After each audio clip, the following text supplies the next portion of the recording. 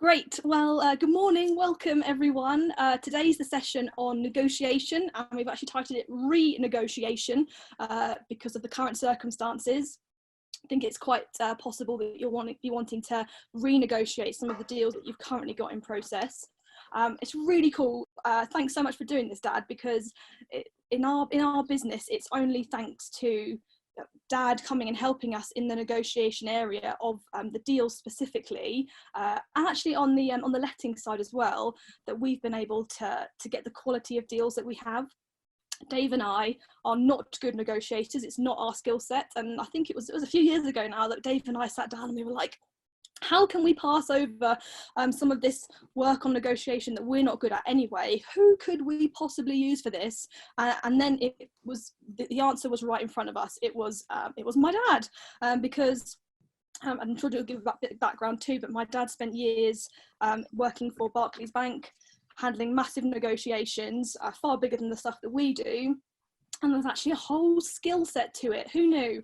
And so I thought it'd be really great to bring you in specifically so you can hear it from the horse's mouth, some of the tools and tactics that you can use in your negotiations to help you get better deals and to move forward. So I'll hand over to you, Dad. Thanks, Jaxie, and morning all. Such an alien environment going on everywhere. So I think this is a great way to connect, but more importantly, big thanks, Jackie, for the intro. And I mean, for all out there, I am just immensely proud of what Jackie does in the day job, and also has this drive to try and help the wider community as well, which I think is just absolutely fab. So thanks, Jackie. Be proud, Pa. And I think that just brief, before diving into it, just a brief sort of overview to my background, because it's not property specific. It has been the last few years. But as Jackie was saying, it's built on a number of years in working for the Barclays Group, so banking specific. But also I was involved for a number of years running IT for one of the big Indian software companies out of South Africa. So actually doing some really big ticket IT things with banks throughout the Africa continent, which involves a hell of a lot of negotiation. And so the experiences from that, the principles are largely the same. And I think that the overriding thing, which I've always believed in, and I just emphasize this to you all, because you may be better negotiators than me, and I haven't got no idea at the moment. But one of the things is that if you fail to prepare, then prepare to fail.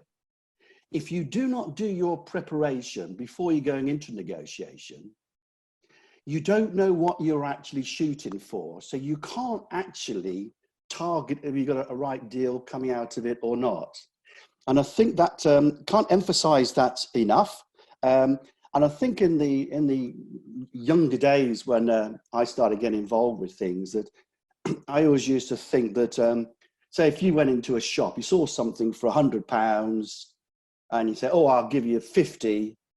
And the guy says, no, let's do 75. That isn't a negotiation. I mean, I don't know what the word is. It's just haggling.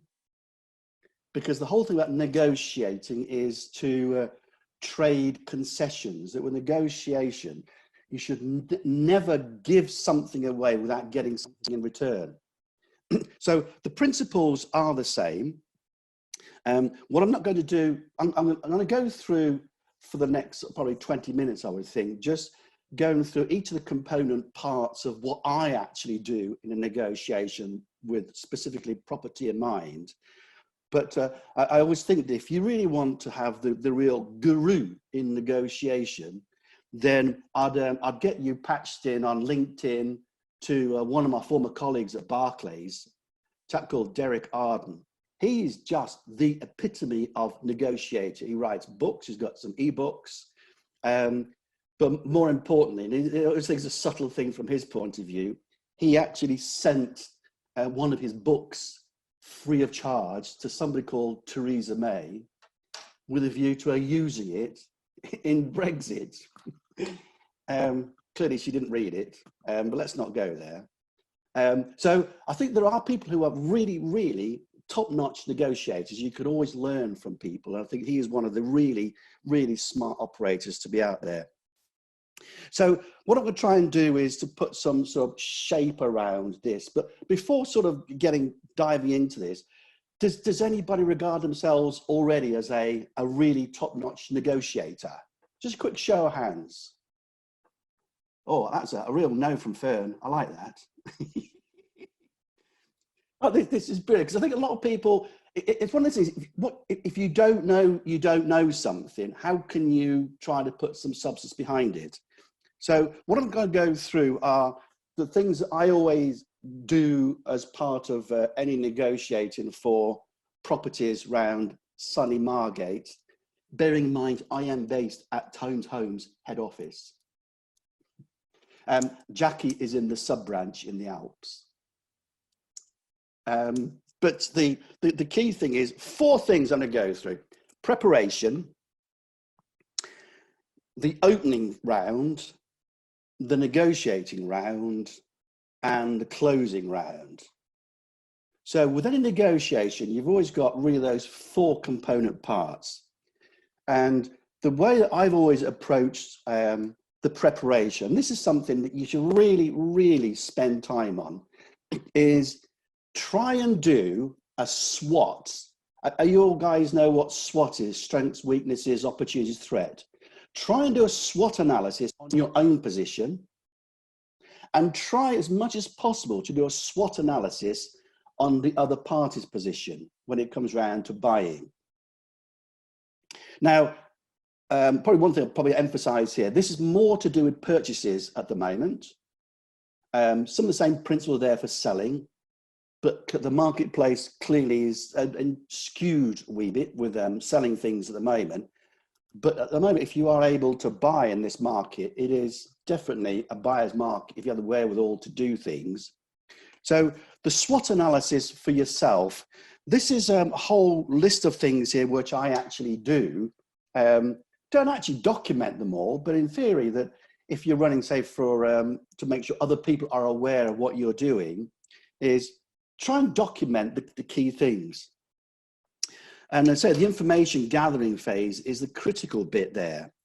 I mean, one of the things to really understand is what is the market position, and what uncertainties, and clearly we are just full of uncertainty everywhere. Is there an abundance or a dearth of buyers or sellers?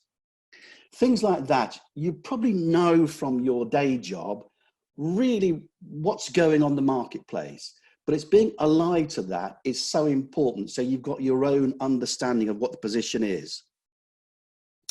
The next thing I would look at would be the